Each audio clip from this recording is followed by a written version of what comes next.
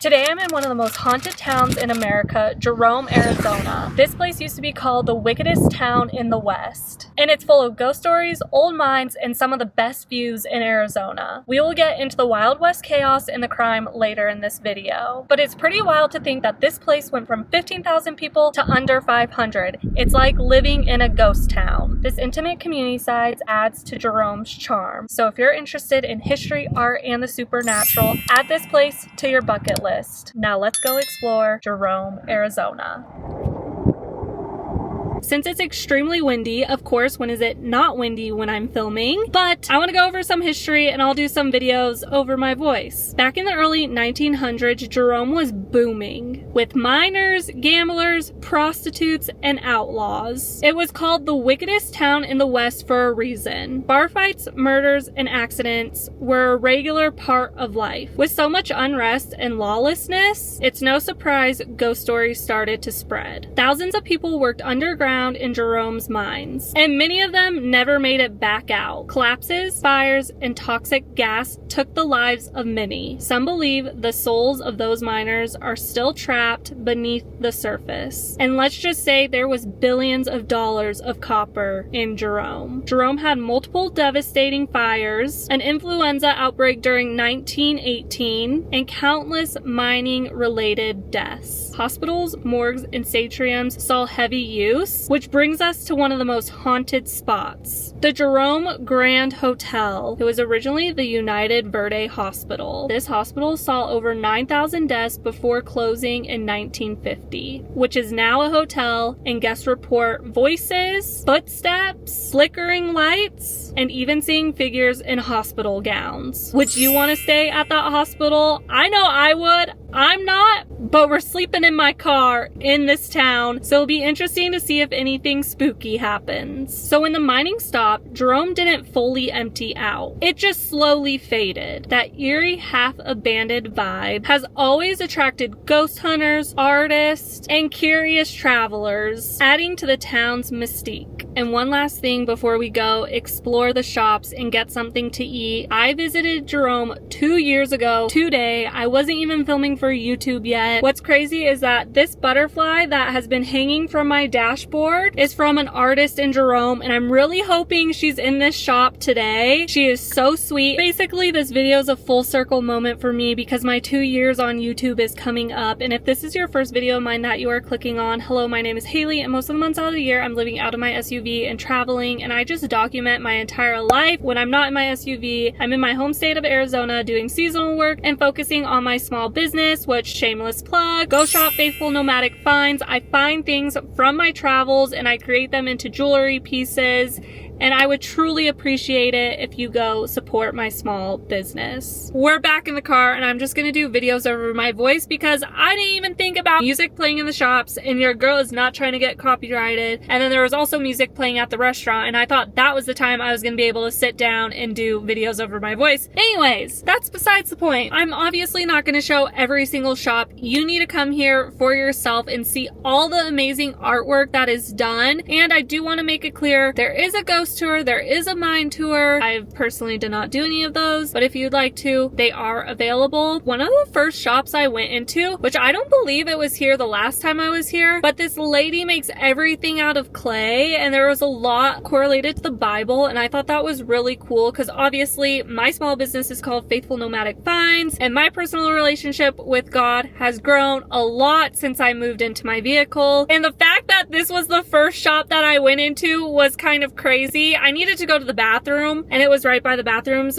but I did. If you're my mother, which I don't believe she watches my YouTube videos, but if she does, skip like 10 seconds, but I got her these earrings. I went and grabbed them after my full day spent in Jerome, and they're for Mother's Day. But yeah, that store is really cool. I tried to get some clips here and there. I asked if I could take photos and videos, and the guy said yes. Then one of my favorite shops, and it's a must go into, is the world's largest brick and mortar kaleidoscope. They're insane. insane. They're so freaking cool. I also want to put old footage from when I was first here too, because this lady picked up the kaleidoscope and put my phone in, but then put me on the other side of it so you could see me. I don't know, it was really cool. And I know if I would have asked questions, they would have done it this time, but you can't really put it through this, so I have to use my phone. Such a unique store and so many different kaleidoscopes. It's so cool, so fun. You can spend a lot of time in there. Sorry, I got embarrassed because there was people and then they chilled in their car for a little bit. Anyways, I made my way through the main street of Jerome, went through all the shops. Again, such cool, fun art. And then I made it to Desert Pearl, which is where I bought this cute butterfly. She was in there and I was like, I don't know if you remember me. And she's like, no, I remember you. If you are ever in Jerome, make your way to Desert Pearl and tell her the long blonde hair nomad Haley sent ya. She didn't have any of these butterflies because these butterflies were cycled material, and it was good to be back and swing in and say hi. And she was showing me different artists that she brought into her shop. And then I made my way to the Haunted Hamburger, and I knew I wanted to sit outside because, like I said, I wanted to sit down and just catch you guys up. They didn't have any availability, and I said, oh, it's fine, I'll just wait, because I wanted to sit outside, not only to talk to you guys, but for this amazing view, which you can see Sedona and Flagstaff, and there's still snow on the mountain. Even though there was music playing and I couldn't catch up with you guys, it was nice for me to just sit there and reflect on my life, because your girl is always reflecting on her life. I'll put the name of the beer that I got on the screen. It's a local beer, and last time I tried the Haunted Hamburger. This time I tried the Haunted Chicken Sandwich. It was so good. They gave me a lot of lettuce though, and a pickle, so I took the pickle off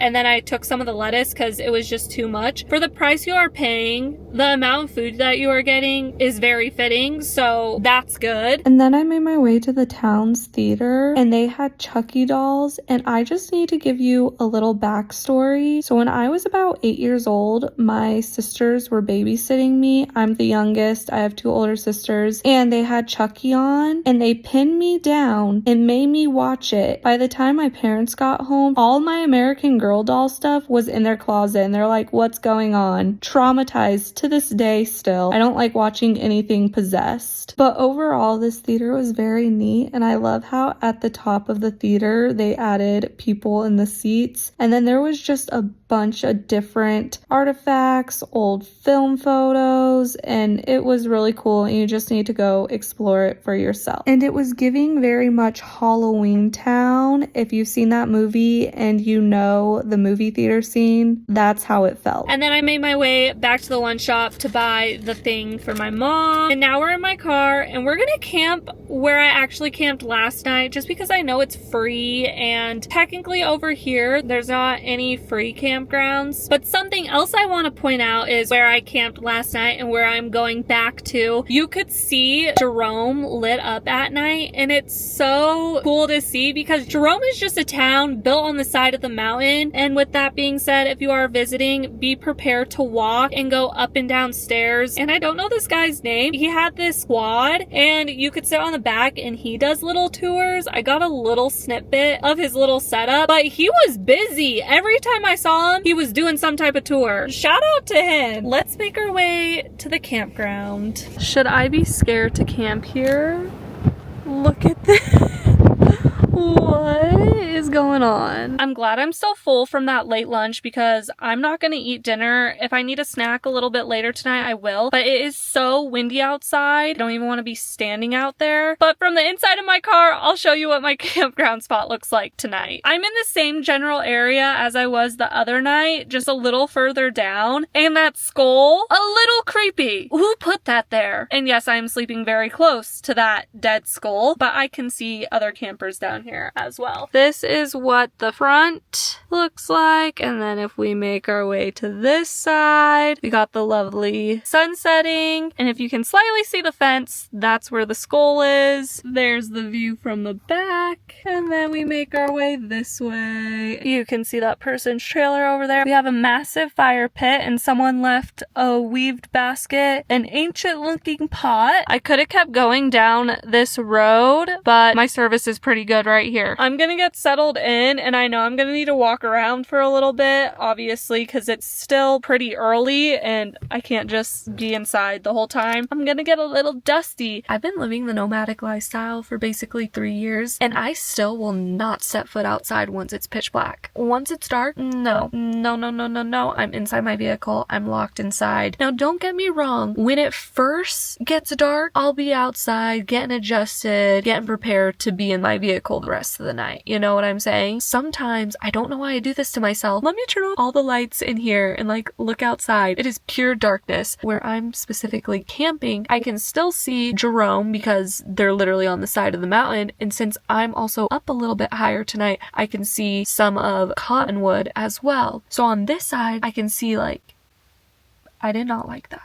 I swear I heard something. Now I lost track of what I was saying. Behind you, to the right of me, behind me, darkness. I just peeked outside. I'm pretty sure it was wind, but there is also new camping neighbors, but they're too far. I wouldn't be able to hear their voices. But I see their little flashlights moving around. Something I didn't mention, and while I was eating at the restaurant, I decided to go back to all my photos and videos from when I was in Jerome in 2023 and tell me why I was also wearing a blush pink color in black. I did not plan that. What are the odds? Hopefully you enjoyed this video and you added Jerome to the list of things to see. Something else that's nearby, which I still want to do very bad, is the Verde Canyon Railroad. So that's another really cool thing in this area. And since Jerome is not that big, you could easily do those two things. There's a lot of fun things that I didn't show because obviously I want you to go through the shops, you experience them. There's candle making, bracelet making, and you just gotta go into areas where you don't think there's gonna be a shop because there probably is a shop. Like always, I have no idea what I'm gonna do this next week. I think I will be doing another car camping trip. Be sure to like this video, hit that subscribe button, and turn those post notifications on so you don't miss out. And I guess I'll see you for the next adventure.